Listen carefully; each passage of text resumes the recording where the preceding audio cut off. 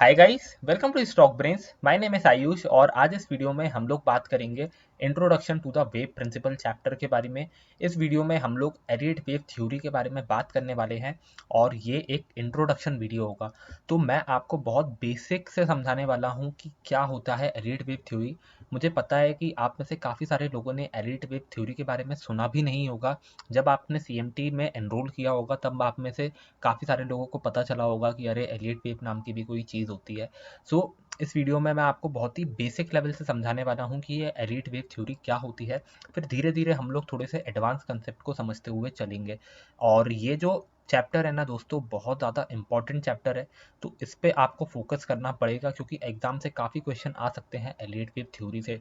तो basic structure आपको पता होना चाहिए एलियट वेव का। इस वीडियो में हम लोग समझेंगे कि एलियट वेव थ्योरी क्या होती है, उसके बेसिक्स को हम समझेंगे। मोटिव वेव्स और करेक्टिव वेव्स क्या होती है, ये बहुत इंपॉर्टेंट है। टाइप्स ऑफ मोटिव वेव्स, ये भी इंपॉर्टेंट है। टाइप ऑफ करेक्टिव वेव्स, ये भी एक इंपॉर्टेंट चीज़ है। How to correctly label Elliott wave in charts, ये प्रैक्टिकल अंडरस्टैंडिंग के हिसाब से बहुत अच्छा है। अगर आपको ये पता है कि एलियट वेव्स को कैसे चार्ट्स पे लेबल किया जाता है सही तरीके से, तो ये आपको हेल्प करेगा आपकी प्रैक्टिकल ट्रेडिंग के अंदर। और लास्टली हम लोग समझेंगे कि ये फिबोनाची का क्या रिलेशनशिप है एलियट वेव थ्योरी से। सो यही सब चीज़ें हम लोग समझने वाले हैं इस वीडियो में। सबसे पहले बात करते हैं एलियट वेव के बेसिक्स के बारे में। जिसको नहीं पता एलियट वेव के बारे में कुछ भी, उसको मैं इंट्रोड्यूस करना चाहता हूँ इस कंसेप्ट से।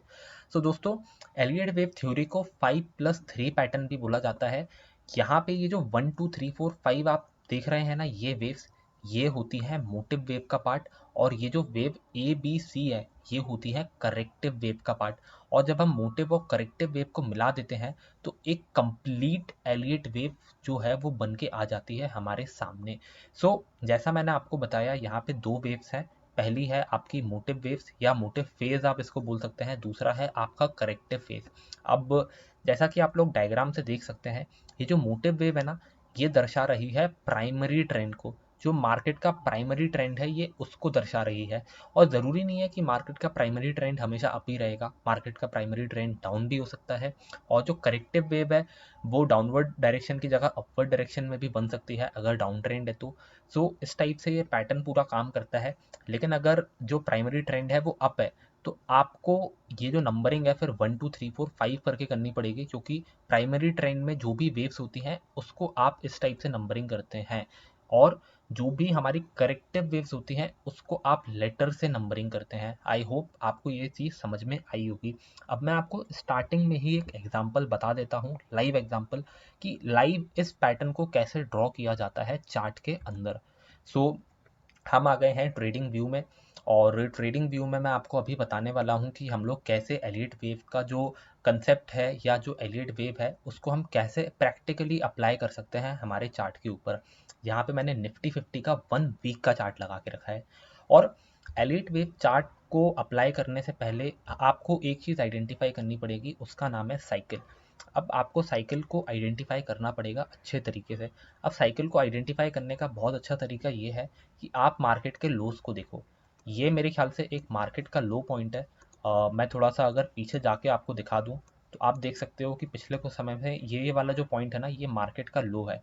मैंने एक मार्केट के लो पॉइंट को पकड़ लिया और यहाँ से इसके बाद से ही अप मूव जो है वो चालू हुआ है। तो ये मेरे ख्याल से एक लो पॉइंट है मार्केट का, इसी वजह से मैंने इसको पकड़ा। और अगला अगर लो पॉइंट मैं देखूं मार्केट में तो वो ये वाला है। इस टाइप से आप अगर दो लो पॉइंट्स को मिला देंगे ना तो आपको एक साइकिल पूरी मिल जाएगी। ये जो दो लोस के बीच का डिफरेंस है ना, इससे आपको समझ में आ जाएगा कि साइकिल कितनी ज़्यादा बड़ी है। ये वाली जो साइकिल थी ये 2003 से 2009 तक चली थी, जिसके बारे में हम लोग अभी बात करने वाले हैं। तो साइकिल को पहचानने का सबसे अच्छा तरीका ये है कि आप दो लोस पॉइंट को पकड़ें और उसके बीच का जो डिस्टेंस है उसको आप एक साइकिल मान लें। ये सबसे ज़्यादा आसान तरीका है दोस्तों, और इसके हिसाब से मैंने अभी एक साइकिल आपके सामने आइडेंटिफाई करी है। अब दोस्तों हम लोग एलियट वेव पैटर्न को बनाना चालू करते हैं अपने चार्ट के ऊपर। उसके लिए मैं जाऊंगा यहाँ पे लेफ्ट हैंड साइड में पैटर्न्स में, और यहाँ पे आप देख सकते हो एलियट इम्पल्स वेव पे मैं क्लिक करूंगा। जैसा मैंने आपको बताया था, जो प्राइमरी वेव है उसकी नंबरिंग होगी हमारी 1 2 3 4 करके, राइट। सो यहाँ ये वाले लो पॉइंट से मैं अपनी ड्रॉ करता हूँ फर्स्ट वेव। तो मेरे ख्याल से जो फर्स्ट वेव है वो यहाँ कहीं होनी चाहिए, इस पॉइंट पे। जो मेरी सेकेंड वेव है वो होगी यहाँ पे, राइट। तो यहाँ पे जहाँ पे मेरी फर्स्ट वेव खत्म हुई ना, वहाँ पे मैं ड्रॉ करूँगा इस फर्स्ट वाले लेवल को। जहाँ पे मेरी सेकेंड वाली वेव खत्म हुई वहाँ पे मैं ये सेकेंड वाला नंबर डालूंगा। और मेरे ख्याल से ये जो थर्ड वेव है वो इस प्राइस पॉइंट पे खत्म हुई, तो यहाँ पे मेरा 3 नंबर काउंट हो गया। और जो फोर्थ वेव है वो मेरे ख्याल से इस पॉइंट पे खत्म हुई, तो मैंने यहाँ पे 4 कर दिया। और फिफ्थ वेव जो है वो मेरी ऊपर जाके ख़त्म हो गई। और इस टाइप से मैंने इम्पल्स वेव वाला जो पैटर्न है ना वो मैंने बना दिया। ये जो मोटिव फेज है इसको मैंने अच्छे से रिकॉर्ड कर दिया चार्ट के ऊपर। जैसा आप देख सकते हो ये जो मोटिव फेज है ना, इसको मैंने सही तरीके से रिकॉर्ड कर दिया अपने चार्ट के ऊपर। अब हम बात करते हैं करेक्टिव फेज की। सो करेक्टिव फेज में हमारा वेव ए, वेव बी और वेव सी आती हैं। ये 3 वेव्स होती हैं हमारी करेक्टिव फेज में। सो इसको भी हम लोग ड्रॉ करके देख लेते हैं। अब मैं वापस से यही पैटर्न्स में जाऊंगा और इस बार मेरे को क्या करना है, इस बार मुझे करेक्शन वेव्स को ड्रॉ करना है। तो मैं यहाँ पे एलिट करेक्शन वेव में जाऊंगा। अगर आप लोग ट्रेडिंग व्यू यूज़ नहीं करते तो शायद से आपको ये फीचर ना मिले, कोई दूसरा चार्टिंग सॉफ्टवेयर यूज़ करते हो तो हो सकता है उसमें सॉफ्टवेयर ना मिले, तो उस केस में आपको ये चीज़ मैन्युअली ड्रॉ करनी पड़ेगी। तो दोस्तों यहाँ पे मैं ये वेव ए मेरे ख्याल से ये है, और जो वेव बी है वो मेरे ख्याल से ये है, जो वेव सी है वो मेरे ख्याल से ये है। और इस टाइप से मेरा ये जो वेव पैटर्न है ना ये मैंने यहाँ पे ड्रॉ कर दिया। अब यहाँ पे दोस्तों जो एलियट वेव नाम की चीज़ है ना ये बहुत सब्जेक्टिव चीज़ है। अगर मैं चाहूँ तो वेव ए को यहाँ पे भी शिफ्ट कर सकता हूँ और वेव बी को यहाँ पे भी लेके जा सकता हूँ। तो हर एक एनालिस्ट का जो इंटरप्रिटेशन है ना वो अलग अलग होगा। कुछ लोग वेव ए को यहाँ पे ड्रॉ करना पसंद करेंगे, वेव बी को उसके ऊपर ड्रॉ करना पसंद करेंगे। तो ये इंटरप्रिटेशन भी गलत नहीं है। ये एनालिस्ट टू एनालिस्ट डिपेंड करता है कि वो कैसे आइडेंटिफाई करते हैं एलियट वेव थ्योरी को। तो एलियट वेव थ्योरी एक बहुत सब्जेक्टिव चीज़ है, लेकिन ये बहुत ज़्यादा इफेक्टिव चीज़ है क्योंकि इसके अंदर फिबोनाची नंबर्स इन्वॉल्व होते हैं जिसके बारे में हम लोग आगे चल के बात करेंगे। आई होप आपको ये मोटिव वेव और करेक्टिव वेव के बारे में अच्छा नॉलेज हुआ होगा। अब दोस्तों जैसा हमने बात की थी, ये जो 5 वेव सीक्वेंस होता है ना 1 to 5, इसको हम बोलते हैं मोटिव वेव। और जो 3 वेव सीक्वेंस होता है ABC, इसको हम बोलते हैं करेक्टिव वेव। इतना तो आपको समझ में आ गया होगा। All waves are part of other waves at larger degree. मतलब ये जो जितनी भी वेव्स है ना ये दूसरी वेव्स का पार्ट होती हैं लार्जर डिग्री में। अब ऐसा मैं क्यों बोल रहा हूँ वो मैं आपको बता देता हूँ। तो दोस्तों ये जो हम डेटा देख रहे हैं ना ये डेटा है हमारा 2003 से लेके 2009 तक का। तो एक पूरी साइकिल हमने ड्रॉ करी है इस पीरियड के बीच में। अब आपको क्या लगता है ये जो 2004 से 2006 के बीच का डेटा है, आप मेरे कर्सर पे ध्यान दीजिए। ये जो 2004 से 2006 का जो डेटा है इसके बीच में क्या कोई ट्रेडिंग नहीं हुई होगी? डेफिनेटली हुई होगी। इसके अंदर भी ट्रेंड होगा। और अगर मैं इसके अंदर के ट्रेंड को ढूंढूं तो वो भी मैं आपको ड्रॉ करके बता देता हूँ कैसा वो दिखता। अब वेव टू के अब ये जो वेव 2 से 3 के बीच का जो डिफरेंस है ना इसको मैं बेसिकली वेव 3 बोलना चाहूँगा। तो यहाँ पे वेव 3 के अंदर भी वेव्स हैं। ये मेरी wave 1, wave 2, wave 3, wave 4, wave 5। और इस टाइप से मैंने अपनी 5 वेव एक थर्ड वेव के अंदर ड्रॉ कर दी। तो वेव के अंदर भी बहुत सारी वेव्स हो सकती हैं। और ये जो वेव्स बनाई है ना इन वेव्स के अंदर भी और वेव्स हो सकती हैं। अगर मैं ये 1 वीक से शिफ्ट करके 1 डे पे चला जाऊं या 30 मिनट्स पे चला जाऊं तो आपको बहुत सारी वेव्स मिल जाएंगी। और जो एलियट वेव्स होती है ना इनका नेचर होता है फ्रैक्टल। मतलब ये छोटे वाले टाइम फ्रेम पे भी आपको मिल जाएंगी, ये आपको बड़े वाले टाइम फ्रेम में भी मिल जाएंगी। तो इसी वजह से ये जो चीज़ है ना थोड़ी सी सब्जेक्टिव है। और एक वेव के अंदर बहुत सारी छोटी छोटी वेव्स हो सकती हैं, यही मैं आपको बताना चाहता था। So all waves are part of other waves at larger degree. अब some rules and guidelines apply to Elliott wave theory. अब कुछ रूल्स होते हैं, कुछ गाइडलाइंस होती हैं जो कि एलियट वेव थ्योरी के अंदर अप्लाई होती हैं। आप ऐसे ही रैंडमली अपने हिसाब से एलियट वेव थ्योरी को ड्रॉ नहीं कर सकते। हालांकि ये सब्जेक्टिव चीज़ है लेकिन फिर भी कुछ गाइडलाइंस दी गई हैं जिसके हिसाब से आपको एलियट वेव थ्योरी को ड्रॉ करना है चार्ट के ऊपर। अब दोस्तों जो चीज़ मैंने आपको समझाई थी चार्ट के ऊपर निफ्टी 50 के, वो चीज़ आप यहाँ पे भी देख सकते हो। ये जो बड़ी वेव है ना वेव 1, वेव 3, वेव 5, इनके अंदर बहुत सारी छोटी छोटी सब वेव हैं। और एक चीज़ आप यहाँ पे और देखिएगा ध्यान से, वो चीज़ ये है कि ये जो बड़ी बड़ी वेव वाले जो पॉइंट्स हैं या जो निशानियाँ हैं जो मार्किंग्स हैं, वहाँ पे आप देख सकते हो जो 1 वाली वेव है उसको हमने सर्कल करके रखा है, वेव 2 को भी हमने सर्कल करके रखा है, कलर्ड सर्कल हमने बना के रखे हैं। लेकिन जो सब वेव है, जैसे ये सब वेव का 1 है, ये सब वेव का 3 है, ये सब वेव का 5 है, इसको हमने नॉर्मली ऐसे लिख के रखा है। और जो बड़ी वेव वाले 3 हैं, 1 है, 5 है, उसको हमने सर्कल करके बढ़िया सी मार्किंग दे दी है ताकि हमें ये समझ में आ जाए कि बड़ी वाली जो वेव है उसका वेव वन कहाँ पे ख़त्म हो रहा है, बड़ी वाली वेव का वेव फोर कहाँ पे ख़त्म हो रहा है और छोटी वेव का वेव टू कहाँ पे ख़त्म हो रहा है, हम ये भी पता लगा पाएँ। तो जो हमारी मार्किंग्स है ना वो कंसिस्टेंट होनी चाहिए। अगर मार्किंग्स कंसिस्टेंट नहीं होंगी तो आप ट्रेंड को समझ नहीं पाओगे, कुछ टाइम बाद अपनी मार्किंग्स को नहीं समझ पाओगे अच्छे से। तो यहाँ पे मार्किंग्स को थोड़ा सा अलग बना के रखना पड़ता है for big waves and for सब वेव्स, ताकि आप एलिट वेव्स को इंटरप्रेट सही तरीके से कर पाएँ। आई होप ये चीज़ आपको समझ में आई होगी। अब दोस्तों हम बात करते हैं मोटिव वेव्स के बारे में। जब मैं बात करता हूँ मोटिव वेव्स की तो मेरा मतलब है वेव 1 टू वेव 5। ये जो इतना पैटर्न है ना प्राइमरी वेव का, मैं उसकी बात कर रहा हूँ। तो मोटिव वेव में भी दो टाइप की वेव्स होती हैं। पहली होती है इम्पल्स वेव और दूसरी होती है डायगोनल वेव।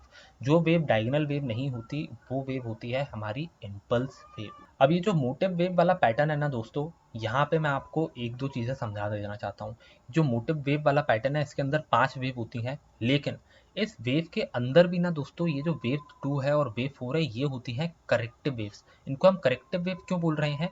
क्योंकि ये प्राइमरी ट्रेंड के खिलाफ जा रही हैं। प्राइमरी ट्रेंड इज अप और ये जा रही हैं डाउन।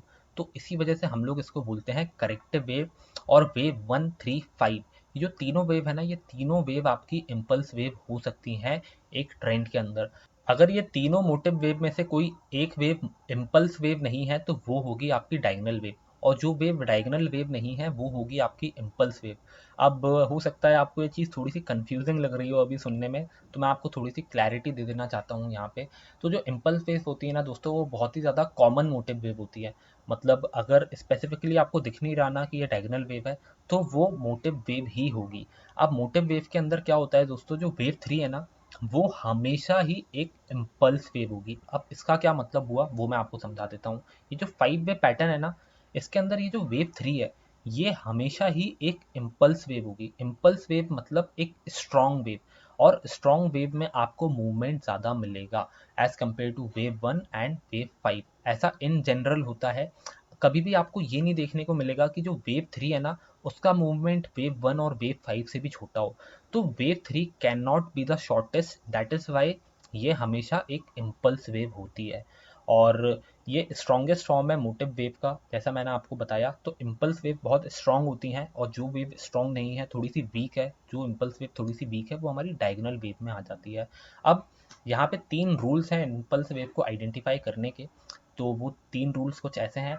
जो सेकेंड वेव है ना वो रिट्रेस नहीं कर सकती 100% से ज़्यादा फर्स्ट वेव के। अब ये मैंने क्या बोल दिया वो मैं आपको समझा देता हूँ। तो यहाँ पे आप देख सकते हो जो सेकेंड वेव है ना, ये सेकेंड वेव ये फर्स्ट वेव के लो को तोड़ के नीचे नहीं जा सकती। अगर ऐसा हो रहा है तो फिर ये आपका मोटिव वेव पैटर्न नहीं है, ये आपका इम्पल्स वेव पैटर्न नहीं है। सो सेकेंड वेव कभी भी फर्स्ट वेव के लो को तोड़ के नहीं जाएगी नीचे की तरफ। So this is the first rule of impulse wave. जो दूसरा रूल है वो यही है कि जो थर्ड वेव है वो कभी भी शॉर्ट नहीं हो सकती वेव 1 और वेव 5 के। इसका मतलब ये हुआ कि जो वेव 3 का डिस्टेंस है ना वो वेव 1 और वेव 5 इन दोनों से ज़्यादा छोटा नहीं हो सकता। ये हो सकता है कि वेव 3 और वेव 5 इक्वल हैं, और जो वेव 1 है वो बहुत ज़्यादा बड़ी है, या वेव 1 और वेव 3 इक्वल है और वेव 5 काफ़ी ज़्यादा बड़ी है, ये हो सकता है। लेकिन वेव 3 वेव 1 और वेव 5 इन दोनों के मुकाबले छोटी नहीं हो सकती। इन दोनों के बराबर होगी, इन दोनों से बड़ी हो सकती है, लेकिन इनसे छोटी नहीं हो सकती। ये मतलब है सेकंड वाले रूल का। अब जो तीसरा रूल है वो ये है कि wave 4 never enters the price territory of wave 1। अब इसको भी हम लोग समझ लेते हैं। तो ये जो वेव 4 है हमारी करेक्टिव वेव, ये कभी भी जो फर्स्ट वेव है ना उसकी प्राइस टेरिटरी के अंदर एंट्री नहीं ले सकती एक इम्पल्स वेव के अंदर। तो जो फर्स्ट वेव है उसका हाई पॉइंट यहाँ पे है, राइट, उसका हाई पॉइंट यहाँ पे है। और ये जो वेव 4 है ना ये कभी भी फर्स्ट वाली वेव के हाई के नीचे नहीं जा सकती। ये मतलब है हमारा थर्ड वाले रूल से।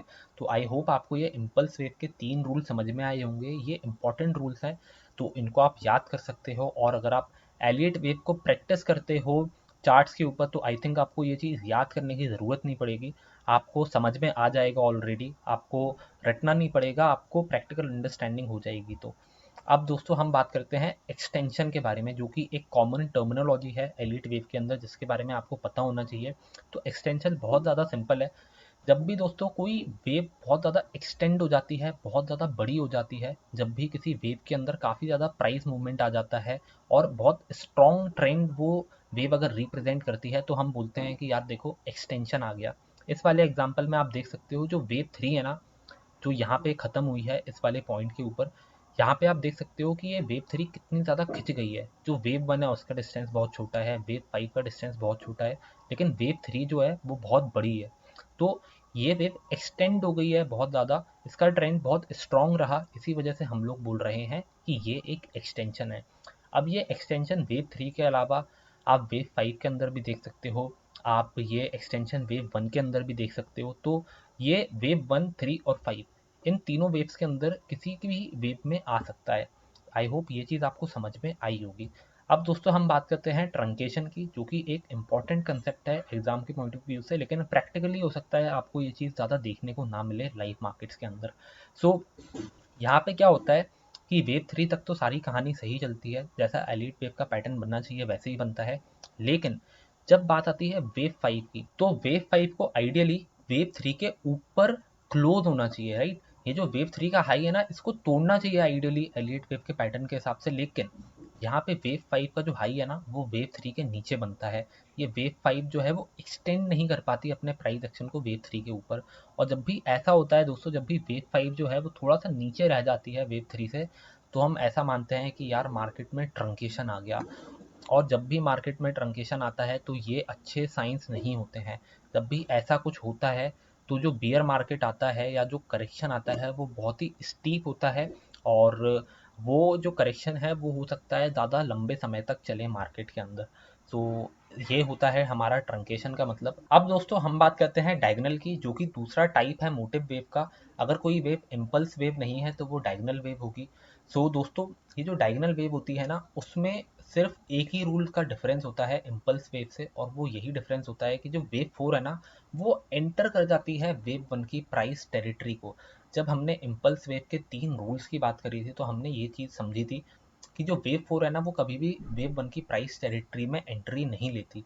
अगर वो वेव इम्पल्स वेव है तो कभी भी ऐसा नहीं होगा कि वेव 4 वेव 1 के हाई पॉइंट से नीचे की तरफ चली जाए।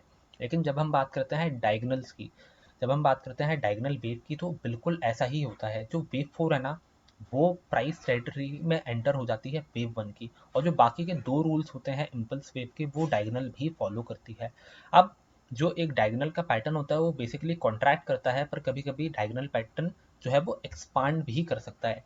तो कुछ इस टाइप का दिखता है हमारा डायगनल पैटर्न। ये जो वेव 1 है ये बेसिकली एक डायगनल है। अब डायगनल के बारे में हम लोग बात कर चुके हैं हमारे लॉन्ग टर्म पैटर्न्स में, सो मुझे नहीं लगता आपको डायगनल पैटर्न के बारे में कुछ भी समझाने की ज़रूरत है मुझे अभी। तो ये जो वेव 1 है आप देख सकते हो इसका हाई पॉइंट ये ऑरेंज लाइन रिप्रेजेंट कर रही है, राइट। लेकिन ये जो वेव 4 है ना, ये जो वेव 4 है, ये जो करेक्टिव वेव है वेव 4, इसने तोड़ दिया है वेव 1 के हाई को। Wave 4 entering the wave 1 territory. So ये है हमारा डायगनल वेव का स्ट्रक्चर। और ये डायगनल वेव दोस्तों आपकी मोटिव फेज में तो हो ही सकती है, इसके अलावा ये डायगनल वेव्स आपको करेक्टिव फेज में भी दिख सकती हैं।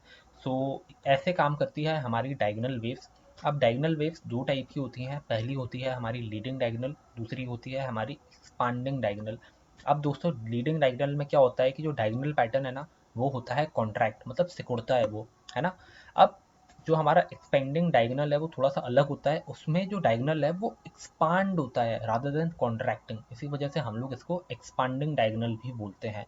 ये बहुत ज़्यादा सिमिलर है वेज पैटर्न से, और आई होप आपको ये डायगनल पैटर्न के बारे में समझ में आया होगा। अब हम लोग बात करते हैं करेक्टिव वेव्स के बारे में। तो ये करेक्टिव वेव्स के बारे में आई थिंक आपको पता होना चाहिए, ये चीज़ एग्जाम पॉइंट ऑफ व्यू से इंपॉर्टेंट है, इससे क्वेश्चन आ सकते हैं, तो प्लीज़ ध्यान से सुनिएगा इस चीज़ को। अब हम लोग बात करते हैं दोस्तों सबसे पहले करेक्टिव फेज वाले पैटर्न की। तो दोस्तों जो करेक्टिव फेज होता है ना, वहाँ पे होती हैं 3 वेव जैसा हमने बात करी थी, और यहाँ पे वेव ए और सी जो है ना वो इम्पल्स वेव भी हो सकती हैं। ये जो वेव ए है और जो वेव सी है ये इम्पल्स वेव हो सकती हैं। ज़रूरी नहीं है कि इम्पल्स वेव ही हो, लेकिन इम्पल्स वेव हो सकती हैं। हो सकता है ये डायगनल वेव भी आपकी बन जाए, लेकिन बहुत ज़्यादा चांसेस रहते हैं कि ये इम्पल्स वेव बन जाए। अब आपको पता होगा कि जो करेक्टिव फेज होता है हमारा एलिट वेव के अंदर वो प्राइमरी ट्रेंड के खिलाफ काम करता है। लेकिन अगर हम लोग वो प्राइमरी ट्रेंड को हटा दें और सिर्फ इस करेक्टिव फेज पे फोकस करें, तो यहाँ पे जो ट्रेंड है वो डाउन है ना। यहाँ पे ट्रेंड डाउन है, और ये जो वेव बी है वो उस डाउन ट्रेंड के खिलाफ जा रही है, वो उस डाउन ट्रेंड के खिलाफ ऊपर की तरफ जा रही है। सो इसी वजह से ये वाली जो वेव बी है ना, ये एक करेक्टिव वेव है, डिस्पाइट द फैक्ट कि ये प्राइमरी ट्रेंड की डायरेक्शन में जा रही है अगर हम ओवरऑल एलियट वेव थ्योरी को देखें तो। लेकिन अगर इस करेक्टिव फेज की बात करूं तो यहाँ पे वेव भी एक करेक्टिव वेव है। आई होप आपको ये चीज़ समझ में आई होगी। अब दोस्तों हम लोग बात करते हैं जिगजैग पैटर्न के बारे में, जो कि एक करेक्टिव फेज का पैटर्न है। तो यहाँ पे क्या होता है दोस्तों, ये एक 5-3-5 पैटर्न है। मतलब जो वेव ए होगी आपकी, उसमें 5 वेव होंगी, उसके अंदर 5 छोटी वेव या सब वेव्स होंगी, और जो वेव बी है उसके अंदर 3 वेव्स होंगी, जिसको हम लोग ए बी सी करके डिनोट कर सकते हैं। जो बड़ी वाली वेव है उसको हम कैपिटल ए में डिनोट कर रहे हैं, जो छोटी वाली वेव्स हैं उनको हम स्मॉल बी स्मॉल ए ऐसे करके डिनोट कर रहे हैं। सो यहाँ पे दोस्तों जो वेव ए है उसके अंदर 5 वेव्स हैं, जो वेव बी है उसके अंदर 3 वेव्स हैं, और जो वेव सी है उसके अंदर भी आपकी 5 वेव्स हैं। तो ये 5-3-5 स्ट्रक्चर है, और इसको हम लोग जिगजैग पैटर्न भी बोलते हैं क्योंकि ये जिगजैग की तरह दिखता है। सो ये था हमारा पहला पैटर्न। अब अगला पैटर्न है दोस्तों flat pattern, which is also known as 3-3-5 pattern. अब इसको 3-3-5 क्यों बोलते हैं, आई थिंक आपको समझ में आ गया होगा अभी तक। अब यहाँ पे आप देख सकते हो जो वेव ए है उसके अंदर 3 सब वेव्स हैं, जो वेव बी है उसके अंदर 3 सब वेव्स हैं, लेकिन जो वेव सी है उसके अंदर आप देख सकते हो 5, उसके अंदर 5 सब वेव है। तो ये 3-3-5 का स्ट्रक्चर बन गया, और इसी वजह से ये फ्लैट पैटर्न कहलाया। अब दोस्तों जब मार्केट को हम बोलते हैं फ्लैट, तो हमारा मतलब ये है कि मार्केट की कोई दिशा नहीं है, मार्केट एक रेंज के अंदर है हमारा, और उसको हम बोलते हैं फ्लैट पैटर्न। तो यहाँ पे 3 टाइप होते हैं फ्लैट्स के। पहला होता है रेगुलर, दूसरा होता है इररेगुलर या एक्सपांडेड, और तीसरा होता है रनिंग। अब जो पहला रेगुलर फ्लैट पैटर्न होता है उसमें क्या होता है कि मार्केट है ना एक रेंज के अंदर एकदम ऊपर नीचे जाता रहता है, और ज़्यादा मूवमेंट आपको देखने को नहीं मिलता। लेकिन जो इररेगुलर वाला होता है ना, या जिसको हम एक्सपांडेड बोलते हैं, उसमें क्या होता है कि जो वेव सी है ना, ये काफ़ी ज़्यादा बड़ी बनती है, ये एक्सपांड होता है हमारा फ्लैट, इसी वजह से हम लोग इसको इररेगुलर फ्लैट भी बोलते हैं। अभी ये जो मैंने आपको एग्जाम्पल दिखाया ना, ये इररेगुलर या एक्सपांडेड फ्लैट का एग्जाम्पल था। तो इस टाइप से हमारा दिखता है इररेगुलर या एक्सपांडेड फ्लैट। अब जो तीसरे टाइप का फ्लैट होता है उसको हम बोलते हैं रनिंग फ्लैट। अब रनिंग फ्लैट में क्या होता है वो भी आप समझ लीजिए। यहाँ पे जो वेव सी है, जो वेव सी है ना, वो वेव एक के लो को नहीं तोड़ पाती है, और इसके बाद से ही मार्केट ऊपर जाने लगता है। जब भी ये रनिंग वाला आपका फ्लैट पैटर्न बनता है ना, तो ये बहुत ही बुलिश साइन होता है। और अगर ये चीज़ आपकी बन रही है डाउन ट्रेंड में, और इसके बाद अगर आपका अप ट्रेंड कंटिन्यू होता है ना, तो उस अप ट्रेंड को बहुत स्ट्रॉन्ग माना जाता है। तो रेगुलर, एक्सपांडेड और रनिंग, ये 3 टाइप के फ्लैट पैटर्न होते हैं एलिट वेव थ्योरी के अंदर। अब दोस्तों हम लोग बात करते हैं ट्राइंगल पैटर्न के बारे में, which is also known as ABCDE structure. अब इसको ABCDE स्ट्रक्चर क्यों बोलते हैं वो आई थिंक आपको समझ में आ जाएगा ये डायग्राम देख के। अगर मैं बात करूँ ये मेरे फर्स्ट वाले एग्जाम्पल की, तो ये जो फर्स्ट एग्जाम्पल है ना, ये है मेरा सिमेट्रिकल ट्राइंगल का एग्जाम्पल, और आप देख सकते हो इसमें कैसे ABCDE को डिनोट किया गया है।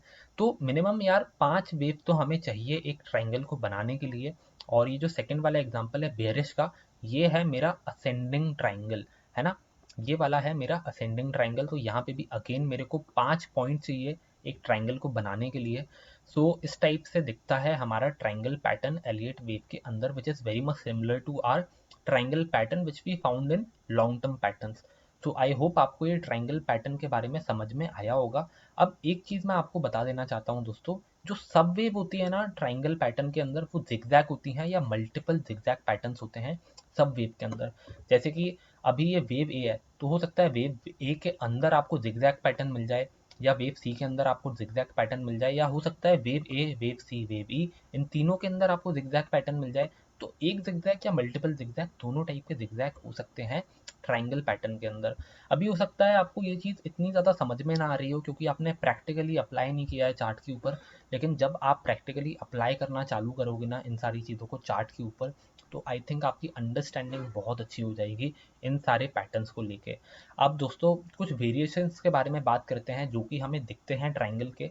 अब अगर मैं बात करूं एलियट वेव की, तो यहाँ पे आपको सिमेट्रिकल ट्राइंगल दिख सकते हैं, यहाँ पे आपको असेंडिंग ट्राइंगल दिख सकते हैं, या डिसेंडिंग ट्राइंगल भी आपको दिख सकते हैं। तो अलग अलग प्रकार के ट्राइंगल्स आपको दिख सकते हैं एलियट वेव थ्योरी के अंदर, स्पेशली करेक्टिव वेव्स में। अब दोस्तों हम लोग बात करते हैं कॉम्बिनेशंस की, जो कि एक प्रकार का एलियट वेव पैटर्न ही है करेक्टिव फेस का। अब इसमें क्या होता है कि इसमें दो टाइप के जो पैटर्न्स है ना करेक्टिव फेस के, वो आपस में मिल जाते हैं, फ्लैट और ट्राइंगल। इन दोनों का कॉम्बिनेशन आपको दिख रहा है ये वाले डायग्राम में, लेकिन हो सकता है जिगजैग और ट्राइंगल का कॉम्बिनेशन भी आपको दिख जाए। तो कोई भी दो प्रकार के जो करेक्टिव फेस वाले पैटर्न्स हैं, उसका कॉम्बिनेशन आपको जब भी दिखेगा तो आप बोलोगे यार ये देखो कॉम्बिनेशन बन गया एलियट वेव थ्योरी के अंदर। और जब भी कॉम्बिनेशंस बनते हैं ना, तो हमारी जो प्लॉटिंग है वो ए बी सी करके प्लॉटिंग नहीं होती, हमारी प्लॉटिंग होती है डब्ल्यू एक्स और वाई। ऐसे करके हम लोग प्लॉटिंग करते हैं जब भी कॉम्बिनेशन बनता है हमारा एलियट वेव थ्योरी के अंदर। आई होप आपको ये समझ में आया होगा। अब दोस्तों अगर मैं बात करूँ फिबोनाची कंस्ट्रक्शन की या एलियट वेव थ्योरी के कंस्ट्रक्शन की, तो आप देख सकते हो ये किस प्रकार से एक ट्री टाइप का बन रहा है। आप देख सकते हो यहाँ पे आप देख सकते हो एक इम्पल्स वेव है 5 वेव पैटर्न की, फिर उसके अंदर मोटिव वेव है, करेक्टिव वेव है। मोटिव वेव के अंदर भी इम्पल्स और डायगोनल है, फिर करेक्टिव वेव के अंदर भी सिंपल करेक्टिव है, कंबाइंड करेक्टिव है। तो बहुत सारे कॉम्बिनेशंस हैं यहाँ पे, आप देख सकते हो। और ये जो फोटो है ये आपके चैप्टर में नहीं दी होगी मेरे ख्याल से, फिर भी मैंने सोचा आपको बता दूं ताकि आपको समझ में आ जाए एक ऑर्डर जिसमें हमारी पूरी एलियट वेव थ्योरी जो है वो डिफाइन करी गई है। आई होप ये डायग्राम आपकी बहुत ज़्यादा हेल्प करेगा। वैसे ये सिलेबस में नहीं है, लेकिन नॉलेज वाइज मैंने सोचा आपको बता दूं ताकि आपकी जो अंडरस्टैंडिंग है एलियट वेव थ्योरी के बारे में वो बढ़ जाए। तो अब हम बात करते हैं फिबोनाची रिलेशनशिप के बारे में जो कि एलियट वेव में फाउंड करी गई है। अब दोस्तों मैं आपको बहुत ज़्यादा बेसिक अंडरस्टैंडिंग देने वाला हूँ फिबोनाची रिलेशनशिप की, because this thing can be very very complex. और अगर आप इसकी डिटेल में जाओगे ना तो आप बस डिटेल में जाते ही जाओगे। आपको बहुत अच्छी प्रैक्टिकल अंडरस्टैंडिंग चाहिए फिबोनाची रिलेशनशिप को समझने के लिए एलियट वेव थ्योरी के अंदर। और क्योंकि ये चीज़ थोड़ी सी एडवांस लेवल की है तो मुझे नहीं लगता कि आपको बहुत ज़्यादा टेस्ट किया जाएगा इस चीज़ पे। इस फिबोनाची रिलेशनशिप पे आपको ज़्यादा टेस्ट नहीं किया जाएगा मेरे ख्याल से एग्ज़ाम के अंदर। लेकिन क्योंकि ये चीज़ आपके एग्ज़ाम में दी है, आपकी बुक में दी है, तो आई थिंक आपको बेसिक आइडिया होना चाहिए फिबोनाची रिलेशनशिप का। तो दोस्तों फिबोनाची रिलेशनशिप एलियट वेव में चार प्रकार से आपको दिख सकते हैं। पहला तरीका होता है रिट्रेसमेंट, जिसके बारे में आई थिंक बहुत सारे लोगों ने पढ़ा होगा, समझा होगा इंटरनेट के ऊपर। ये चीज़ बहुत फेमस है फिबोनाची रिट्रेसमेंट, जिसको अभी हम थोड़ी देर से समझेंगे। इसके बाद आते हैं मल्टीप्लाइज, इसके बाद आते हैं डिवाइडर्स और फिर होते हैं क्लस्टर्स। तो ये कुछ तीन चार फिबोनाची रिलेशनशिप हैं जो कि आप एलियट वेव थ्योरी के अंदर पा सकते हैं। सबसे पहले हम लोग दोस्तों बात करते हैं रिट्रेसमेंट की। अब ये रिट्रेसमेंट कैसे काम करता है फिबोनाची का एलियट वेव थ्योरी के अंदर, उसको मैं आपको समझाना चाहता हूँ। तो मान लीजिए यहाँ पे हमारी साइकिल का लो है, मेरी कर्सर पे यहाँ प्लीज़ ध्यान दीजिएगा। मान लीजिए यहाँ से मेरी साइकिल स्टार्ट हुई। अब साइकिल स्टार्ट होते होते होते होते होते होते मुझे पता चला कि यार यहाँ पे मेरी वेव वन कंप्लीट हो गई है। तो अब यहाँ पे मार्केट थोड़ा सा नीचे गिरेगा, मार्केट करेक्ट होगा, एक करेक्टिव फेज बनाएगा। तो अब अगर मुझे ये पता लगाना है ना कि ये वेव टू कहाँ पे एंड होगी, तो मैं यूज़ कर सकता हूँ फिबोनाची रिट्रेसमेंट्स का, ये पता लगाने के लिए कि ये वेव टू कहाँ पे एंड हो सकती है। एक आइडिया बस मुझे मिल जाएगा अगर मैं फिबोनाची रिट्रेसमेंट का यूज़ करूँगा, क्योंकि इनको बहुत इफेक्टिव माना जाता है मार्केट के अंदर। अब मैं आपको थोड़ा सा एक सिंपल सा एग्जांपल देता हूँ ताकि आपको ये समझ में आ जाए कि ये कैसे काम करता है। तो ट्रेडिंग व्यू के अंदर आ जाते हैं। सबसे पहले सारी की सारी ये पूरी की पूरी ड्राइंग्स हटा देते हैं। अब मुझे जाना पड़ेगा यहाँ ट्रेडिंग व्यू पे लेफ्ट हैंड साइड पे गैन एंड फिबोनाची टूल्स के ऊपर। और यहाँ पे फिब रिट्रेसमेंट करके एक टूल दिख रहा है, इसको हम लोग यूज़ करते हैं। बाय द वे दोस्तों एक चीज़ मैं और बता देना चाहता हूँ। कुछ लोग फिबोनाची को फिबोनाची बोलते हैं, फिबोनाची को फिबोनाची बोलते हैं। दोनों ही जो शब्द हैं वो सही हैं, दोनों ही अनुवाद जो हैं वो सही हैं। आप फिबोनाची भी बोल सकते हो, आप फिबोनाची भी बोल सकते हो, इट्स अप टू यू। तो मैं यहाँ पे लो पॉइंट को जॉइन करता हूँ एक हाई पॉइंट से। ये लो पॉइंट था, मैंने इसको जॉइन किया हाई पॉइंट से। अब यहाँ पे मैं कुछ रिलेशनशिप्स को पहचानने की कोशिश करता हूँ। तो अगर मैं इसको थोड़ा सा जूम आउट करूँ तो आप देख सकते हो कि ये जो 0.382 वाला लेवल है ना, ये लेवल, इसको मैं ड्रॉ करके थोड़ा सा बता देता हूँ। ये वाला जो लेवल है, मार्केट इसके नीचे क्लोज नहीं दे रहा है। आप देखो इसके नीचे मार्केट क्लोज नहीं दे रहा है। मार्केट ने भले ही लो बनाया, लेकिन जो क्लोजिंग है वो इसके ऊपर ही दी। और आप देख सकते हो ये जो थर्ड वाला जो हमारा ग्रीन कैंडल है, ये सपोर्ट ले रहा है हमारे फिबोनाची लेवल से, जो कि 0.382 का लेवल है, और उसके बाद मार्केट ऊपर गया। सो इस टाइप से कुछ लोग यूज़ करते हैं इस फिबोनाची रिट्रेसमेंट को, ताकि वो ये पता लगा पाए कि मार्केट किस लेवल पे अपना जो रिट्रेसमेंट है या जो करेक्शन है उसको ख़त्म कर सकता है। So that's how people use Fibonacci retracement. और मुझे उम्मीद है आपको ये चीज़ समझ में आई होगी कि कैसे लोग फिबोनाची रिट्रेसमेंट को यूज़ करते हैं चार्ट्स में। और ये चीज़ बहुत कॉमन है, काफ़ी ट्रेडर इसको यूज़ करते हैं आइसोलेशन में without using Elliott wave theory. ये बहुत ही कॉमन चीज़ है जो कि ट्रेडर्स यूज़ करते हैं, तो मुझे नहीं लगता इसमें बहुत ज़्यादा दिक्कत आपको होनी चाहिए। अब दोस्तों, ये डायग्राम में भी आप देख सकते हो, जो हमारा सेकेंड वेव है वहाँ से अगर मैं ये थर्ड वेव के हाई को ज्वाइन करूँगा और कुछ इस टाइप से अगर रिट्रेसमेंट लेवल्स निकालूंगा ना, तो आप यहाँ से ये पता लगा सकते हो कि किस लेवल से मार्केट बाउंस बैक कर सकता है। और ये कुछ फेमस फिबोनाची लेवल्स हैं जिसको आप देख सकते हो 23.6, 38.2, 50%, 55%, 61.8%। तो ये कुछ इंपॉर्टेंट फिबोनाची नंबर्स हैं जिसका यूज़ किया जाता है एलीट वेव के अंदर फॉर प्रिडिक्टिंग द प्राइस। अब दोस्तों हम लोग बात करते हैं मल्टीपल्स की। अब ये मल्टीपल्स कैसे काम करते हैं उसके बारे में हम लोग बात करते हैं। अगर दोस्तों थर्ड वेव एक एक्सटेंशन वेव है, मतलब जो थर्ड वेव है ना वो बहुत ज़्यादा बड़ी बनी है, तो हम ऐसा मान लेते हैं कि जो वेव वन है ना और जो वेव फाइव है उनका डिस्टेंस होगा सेम। अगर वेव थ्री का डिस्टेंस बहुत ज़्यादा बड़ा है तो वेव वन और वेव फाइव का डिस्टेंस होगा सेम। अगर वेव वन जो है वो एक नॉर्मल वेव है और वेव थ्री भी एक नॉर्मल वेव है, मतलब वेव वन और वेव थ्री इन दोनों का डिस्टेंस अगर सेम है, तो जो वेव फाइव होगी ना वो एक एक्सटेंडेड वेव होगी, वो एक एक्सटेंशन होगा। सो ऐसे हमारे ये जो मल्टीपल्स हैं वो काम करते हैं। अगर वेव वन बहुत ज़्यादा एक्सटेंडेड आपकी बनी हुई है, इसका डिस्टेंस बहुत ज़्यादा बड़ा है, तो हम ऐसा मानेंगे कि वेव थ्री और वेव फाइव का जो डिस्टेंस है वो सेम होगा। So that's how Fibonacci multiple works. और ये जो वन नंबर है, 1.618 नंबर है या 0.328 है, ये सारे नंबर्स फिबोनाची के अंदर बहुत इंपॉर्टेंट नंबर है दोस्तों। अब दोस्तों हम लोग बात करते हैं डिवाइडर्स की। अब ये जो गोल्डन सेक्शन करके एक आप डायग्राम देख रहे हो, ये डायग्राम आप मेरे ख्याल से अपनी बुक में भी देखोगे और आप बोलोगे यार ये क्या अजीब सा डायग्राम है, मुझे तो कुछ समझ में ही नहीं आ रहा। और ये चीज़ मुझे भी स्टार्टिंग में समझ में नहीं आई थी जब मैंने देखी। लेकिन दोस्तों यहाँ पे आपको दर्शाया जा रहा है एक इम्पॉर्टेंट रिलेशनशिप फिबोनाची नंबर्स का। इसको मैं आपको चार्ट्स पे अभी दिखा देता हूँ। यहाँ पे आप देख सकते हो ये हाइपोथेटिकल चार्ट है। यहाँ पे दोस्तों जो ओवरऑल 1 to 5 ये जो पूरी वेव है ना इसको कंसिडर किया जा रहा है 1, मतलब जो मार्केट का लो है और जो मार्केट का हाई है, इन दोनों के बीच का जो डिस्टेंस है या डिफरेंस है इसको माना जा रहा है 1, राइट। तो पहला अजम्पशन ये है कि ये जो पूरा डिस्टेंस है ये है हमारा पूरा 1। और अगर वेव 1 से लेके वेव 4 का जो डिस्टेंस है वो 0.618 है, तो जो वेव 5 का डिस्टेंस होगा ना वो 0.382 होगा। और अगर आप वेव 4 पे खड़े हो और आपको समझ में आ गया कि यार ये जो वेव 1 से वेव 4 तक का डिस्टेंस है वो 0.618 है, तो आप ये प्रेडिक्ट कर लोगे कि वेव 5 का जो हाई है ना वो कहाँ तक होगा based on this Fibonacci number. So इस टाइप से ये फिबोनाची डिवाइडर्स को यूज़ किया जाता है ये पता लगाने के लिए कि मार्केट में हाई और लो कब बनने वाला है और कहाँ बनने वाला है। अगर वेव 1 से लेके वेव 4 तक का जो डिस्टेंस है वो 0.382 है, तो यहाँ पे जो वेव 5 का जो डिस्टेंस है ना वो 0.618 होगा पूरी एलियट वेव साइकिल के अंदर। अब मान लीजिए अगर वेव 1 और वेव 3 ये दोनों इक्वल है, अब यहाँ पे ये दोनों इक्वल हैं तो इसका मतलब ये है कि जो वेव 5 है ना वो बहुत ही एक्सटेंडेड वेव होगी। आई होप आपको ये चीज़ समझ में आई होगी। सो इस टाइप से लोग फिबोनाची डिवाइडर्स का यूज़ करते हैं इम्पल्स वेव के अंदर टारगेट्स को प्रेडिक्ट करने के लिए कोई भी फाइनेंशियल इंस्ट्रूमेंट के अंदर। अब दोस्तों हम लोग बात करते हैं क्लस्टर्स की। Clusters are also very much similar to divider, लेकिन कुछ अलग तरीके से यूज़ किया जाता है इसको चार्ट के ऊपर।